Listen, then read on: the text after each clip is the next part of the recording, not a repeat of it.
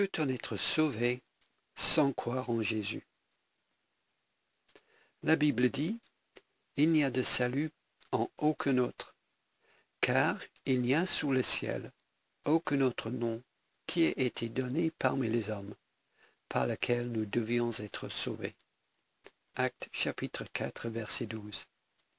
Et aussi Jean chapitre 14, verset 6. Jésus lui dit, « Je suis le chemin, la vérité et la vie. Nul ne vient au Père que par moi. »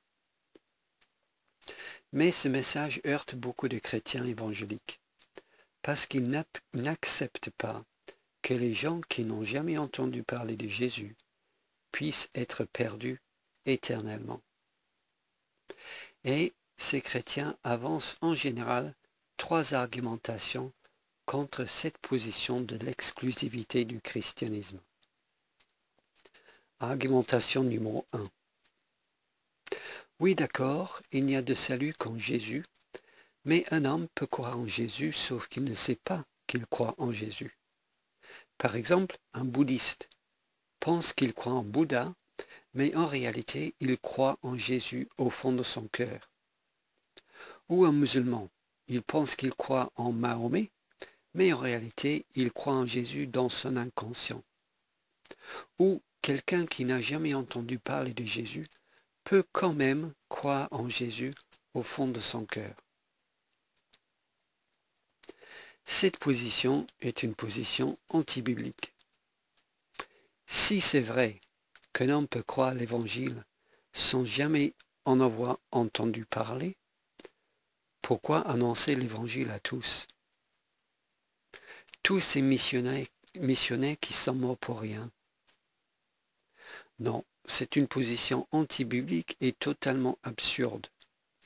Comment peut-on croire que le Fils de Dieu est mort pour ses péchés si on ne connaît pas cette information? Comment croire la bonne nouvelle sans avoir entendu la nouvelle? On ne peut pas croire une information que l'on ignore. Ces chrétiens ont-ils lu Paul? Romains 10, verset 14. Comment donc invoqueront-ils celui en qui ils n'ont pas cru? Et comment croiront-ils en celui dont ils n'ont pas entendu parler? Non, le salut est en Jésus-Christ seul, et pour croire cette bonne nouvelle, il est évident qu'il faut nécessairement avoir déjà entendu la nouvelle. La deuxième argumentation, ils avancent une argumentation de l'Ancien Testament. Dans l'Ancien Testament, disent-ils, les croyants comme Abraham, Moïse, David étaient sauvés, mais ces gens ne pouvaient pas croire en Jésus puisque Jésus n'était pas encore né. Donc, ils étaient sauvés sans croire en Jésus.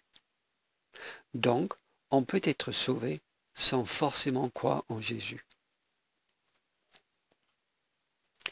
Mais est-ce que c'est vrai qu'Abraham, par exemple, ne croyait pas en Jésus-Christ? Que dit la Bible sur ce qu'Abraham croyait? Eh bien, Dieu appelle Abraham et lui fait la promesse que toutes les familles de la terre seront bénies en toi. Nous lisons ça dans le livre de la Genèse, chapitre 12, verset 3.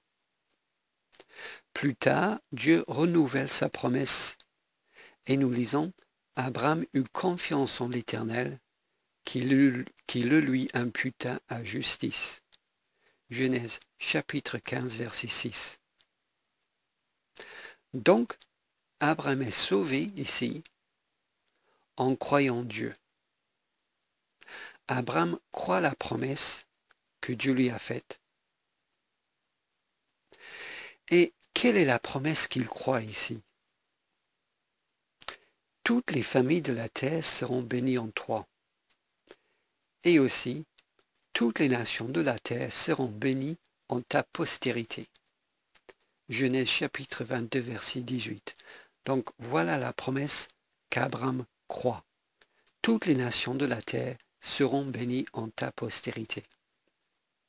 Donc, Abraham a cru la promesse de Dieu que toutes les nations de la terre seraient bénies par une personne de sa postérité. Or, l'apôtre Paul, argumente ici que le singulier postérité indique que la promesse parle de Christ. Nous lisons dans Galates chapitre 3 verset 16. Or, les promesses ont été faites à Abraham et à sa postérité. Il n'est pas dit « et aux postérités » comme s'il s'agissait de plusieurs, mais en tant qu'il s'agit d'une seule, et à ta postérité, c'est-à-dire à Christ. Donc Abraham a cru la promesse de Dieu qu'un homme de sa postérité bénirait toutes les nations de la terre. Cet homme est Christ. Paul le dit. Donc Abraham croyait en Christ. Et pour ceux qui pensent qu'il croyait Abraham en un Christ générique, il faut regarder ce que dit Jésus lui-même à propos d'Abraham. En l'évangile de Jean, Jésus dit qu'Abraham croyait en lui. Votre ancêtre Abraham a été rempli de joie à la pensée de voir mon jour. Jean chapitre 8, verset 56, dans la version second 21.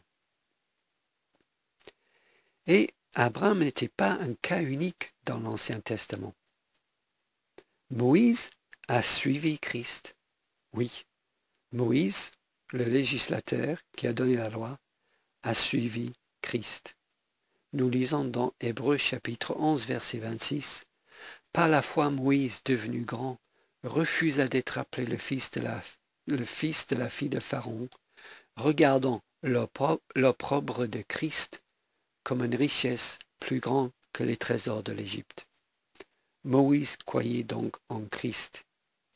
Il était donc possible de croire en Christ, en le Messie, avant la naissance de Jésus. Car le Christ, le Messie, loin de Dieu, existait avant la naissance de Jésus. Certes, les croyants de l'Ancien Testament n'avaient pas tous les détails que nous avons. Comme quand Jésus allait naître, les choses comme ça. Ils n'avaient pas ces détails-là. Mais on n'a pas besoin de croire ces choses pour être sauvé. Comme le brigand sur la croix, il croyait l'Évangile. Paul dit dans 1 Corinthiens chapitre 15 verset 3, « Je vous ai enseigné avant tout, comme je l'avais aussi reçu, que Christ est mort pour nos péchés selon les Écritures, qu'il a été enseveli et qu'il est ressuscité le troisième jour selon les Écritures. » Selon Paul donc, les Écritures, et quand Paul parle des Écritures ici, il parle bien sûr de l'Ancien Testament, enseignent que Christ devait mourir, qu'il devait mourir pour le péché des hommes et qu'il devait ressusciter le troisième jour. Paul nous dit que tout ceci est dans les Écritures, tout ceci est dans l'Ancien Testament. Mais là peut-être ces gens diraient, oui mais Abraham n'avait pas l'Ancien Testament. Abraham n'avait aucune écriture. Il ne pouvait donc pas comprendre le sacrifice de Jésus dont parle Paul ici. Mais Abraham a vu une allégorie de l'Évangile. Abraham a vu que Dieu a épargné Isaac en pourvoyant lui-même le sacrifice. Abraham a cru cette promesse. Comme Dieu a pourvu le sacrifice pour sauver Isaac, Dieu pourvoirait le sacrifice pour sauver toutes les nations. Abraham lui-même dit, « Mon fils, Dieu se pourvoira lui-même de l'agneau pour l'Holocauste. » Et un peu plus loin dans le même chapitre, Abraham appela ce lieu-là, Jéhovah Jireh, le Seigneur pourvoira. Genèse chapitre 22, versets 8 et 14. Non, que ce soit dans l'Ancien Testament ou le Nouveau Testament, le salut est en Jésus-Christ seul. Abraham, Moïse et les autres croyaient en la promesse à venir. Nous croyons en la promesse tenue. Mais il n'y a pas deux promesses différentes, mais une seule. Et il n'y a pas deux sortes de foi, mais une seule foi. Que ce soit pour les Juifs d'autrefois ou pour nous les païens, nous participons à la même promesse et nous sommes unis dans la même foi en Jésus-Christ. Paul le dit, les païens sont cohéritiers, forment un même corps et participent à la même promesse en Jésus-Christ par l'Évangile. Éphésiens chapitre 3, verset 6. Et la troisième argumentation contre l'exclusivité du christianisme est la suivante. Les bébés n'ont pas les capacités intellectuelles pour comprendre l'Évangile. Si un bébé doit croire l'Évangile pour être sauvé, alors tous les bébés et tous les jeunes enfants qui meurent vont en enfer. Non, ce n'est pas vrai, puisque c'est faux de dire qu'un bébé ne peut pas croire en Jésus. Un bébé peut croire en Jésus-Christ. Un bébé, même dans le ventre de sa maman, peut croire en Jésus-Christ. Vous ne me croyez pas? Eh bien, la preuve est dans la Bible. Jean-Baptiste a sauté de joie dans le ventre de sa maman lorsqu'il a entendu la mère de son Sauveur.